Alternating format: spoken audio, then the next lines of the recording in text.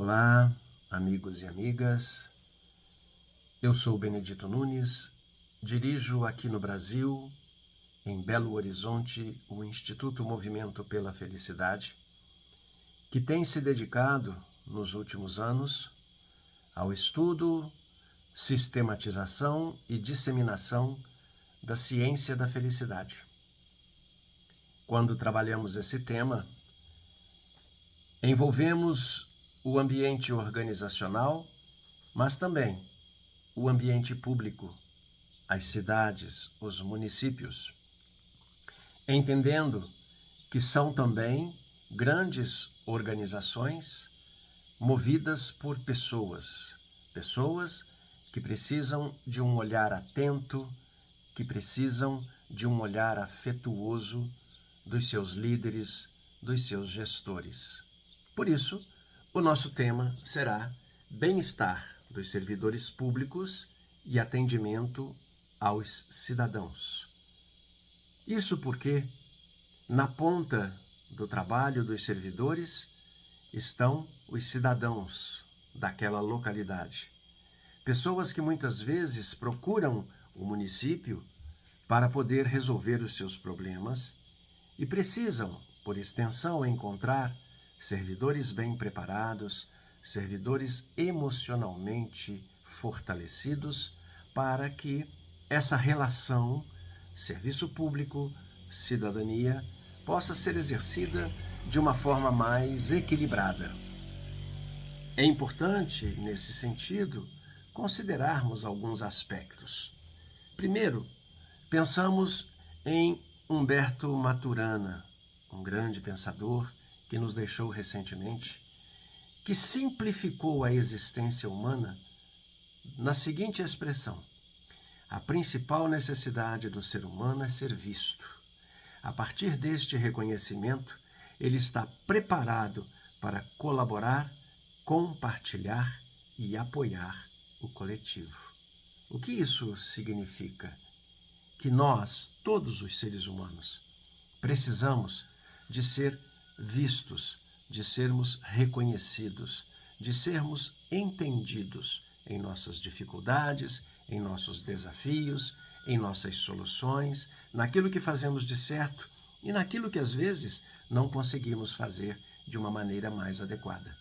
Vivemos hoje uma sociedade que ora é definida como fluida, ora é definida como a sociedade dos invisíveis.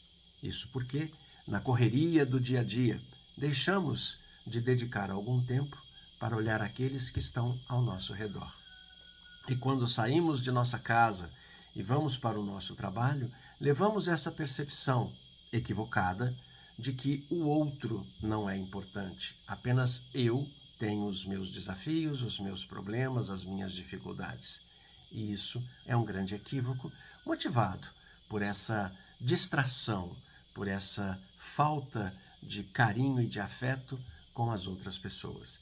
E quando falamos de serviço público, isso se torna muito mais importante, porque envolve, muitas vezes, a educação nas escolas, a saúde nos postos de atendimento, onde nós vamos em busca não só da solução para as nossas dores, mas também da atenção e do olhar profissional, porém afetuoso, daqueles que nos acolhem.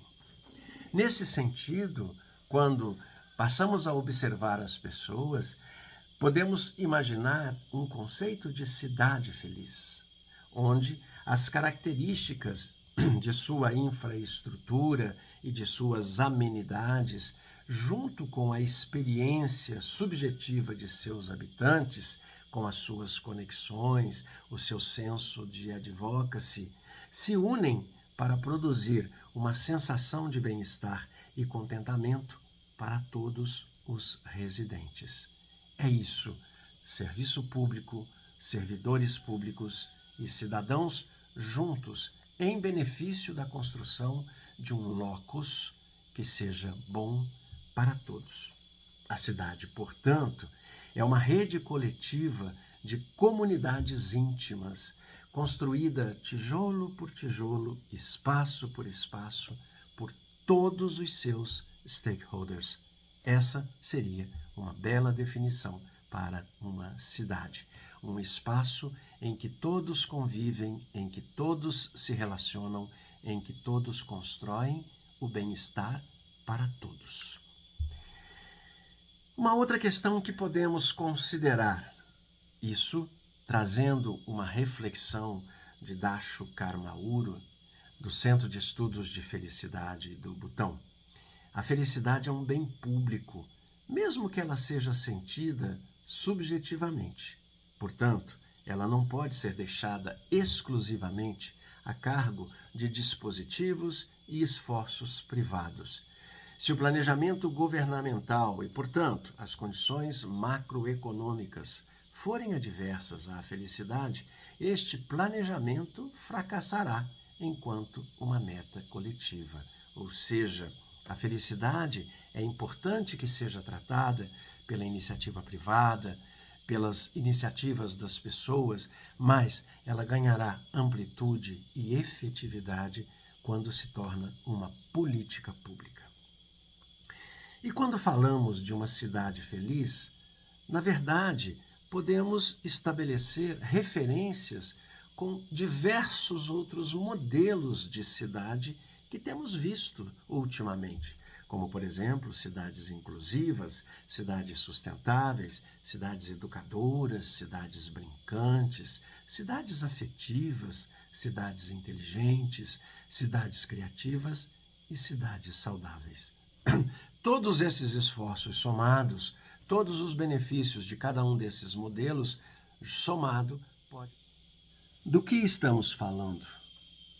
Desses 6 objetivos estruturadores, falamos de ambiente construído, de governança pública, de ambiente natural, de economia e subsistência, de cultura e comunidade, e bem-estar físico e mental, que é o objeto da nossa conversa de agora. Como cuidar do bem-estar físico e mental daqueles que estão ali para servir ao cidadão?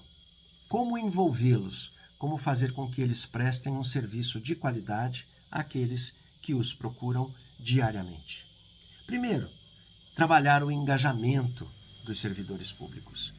É muito importante que essas pessoas se sintam parte de um grande desafio, de um grande projeto. Não são apenas pessoas que estão ali para prestar um serviço, mas elas estão ali para servir. Servir para um bem maior, para um objetivo maior, que é fazer com que a cidade funcione harmonicamente. Este é o seu papel.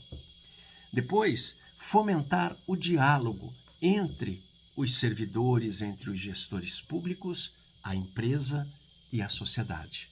Fazer uma conversa intersetorial, envolvendo o primeiro setor, que é o setor público, o segundo setor, que é o setor privado, e o terceiro setor, que é a sociedade civil organizada, num diálogo intersetorial, aonde, sentados em torno de uma mesa, discutem os destinos e os métodos para se alcançar as soluções que o município precisa.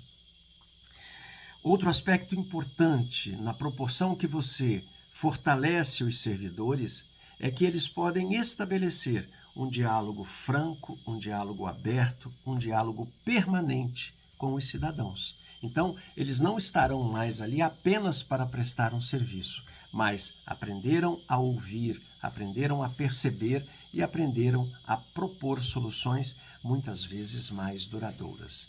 E onde podemos encontrar referências para nos apoiar? Nos ODS, por exemplo, nos Objetivos de Desenvolvimento Sustentável.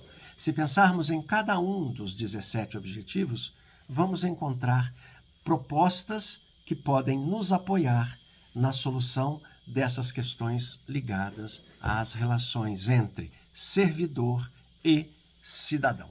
Se pudermos pensar nos ganhos, nos benefícios, nos resultados, podemos imaginar um desenho parecido com aquele do infinito, aonde de um lado temos os servidores, do outro lado nós temos os cidadãos e no meio o modelo de cidades felizes. Na exata proporção que trabalhamos o engajamento e melhoramos o desempenho dos servidores, nós começamos a atender às expectativas dos cidadãos. Com essas expectativas atendidas, nós receberemos de volta dessas pessoas o apreço e o exercício da cidadania. E isso retorna para os servidores na forma de um reconhecimento, na forma de um simples muito obrigado pelo seu atendimento. E isso alimentará o interesse do servidor em se engajar cada vez mais, em melhorar cada vez mais o seu desempenho, para atender de forma ainda melhor as expectativas e demandas dos cidadãos, que, por sua vez, elevam o seu apreço pelo serviço público, elevam o seu papel de cidadão e devolvem isso na forma de afeto, sentido e reconhecimento, num círculo virtuoso de relacionamento. Essa é a grande vantagem de um trabalho voltado para o fortalecimento do bem-estar e da felicidade dos servidores públicos. Com isso, ganha o poder público porque tem reconhecido a autenticidade legítima e verdadeira do seu papel de servir ao cidadão. A iniciativa privada passa a ter um ambiente, um ecossistema jurídico, legal, melhor para poder trabalhar, e a organização da sociedade civil passa a ter o apoio do poder público e da iniciativa privada para desempenhar o seu papel de apoio à sociedade, com os seus conselhos, com as suas participações locais, fazendo com que o município tenha uma dinâmica de desenvolvimento humano. Esses são os grandes objetivos e os benefícios de um projeto como esse. Na exata proporção que você trata bem aquele que precisa tratar o outro, você faz com que ele transfira para essa pessoa que é atendida toda a sua gentileza, toda a sua atenção, todo o seu carinho. É um jogo ganha-ganha. Aliás, isso não se restringiria ao ambiente público. Em qualquer relação, segundo pesquisa recente publicada, que vem sendo realizada em Harvard há mais de 70 anos, o grande segredo da felicidade é a qualidade das relações. Na exata proporção em que olhamos com um olhar atento e afetuoso aos servidores e podemos proporcionar a eles soluções, respostas às suas demandas, sejam elas emocionais, sejam elas físicas, sejam elas organizacionais, eles poderão prestar um serviço melhor ao cidadão, que, por sua vez, sendo bem acolhido, sendo bem recebido, se torna um cidadão ainda mais presente no dia a dia da nossa cidade. Um recado final: se investirmos em bem-estar e felicidade, colheremos pessoas melhores. Pessoas melhores constroem uma sociedade melhor. Uma sociedade melhor, somada a outras sociedades, podem construir um estilo de vida mais equilibrado, mais sustentável, em benefício do nosso planeta. É isso que nós aprendemos mais recentemente com os conceitos de ESG, aonde devemos olhar para tudo de forma sistêmica, de forma holística, mas tudo começa pela atenção ao ser humano, em qualquer lugar que ele se encontre. Muito obrigado. Até uma próxima ocasião.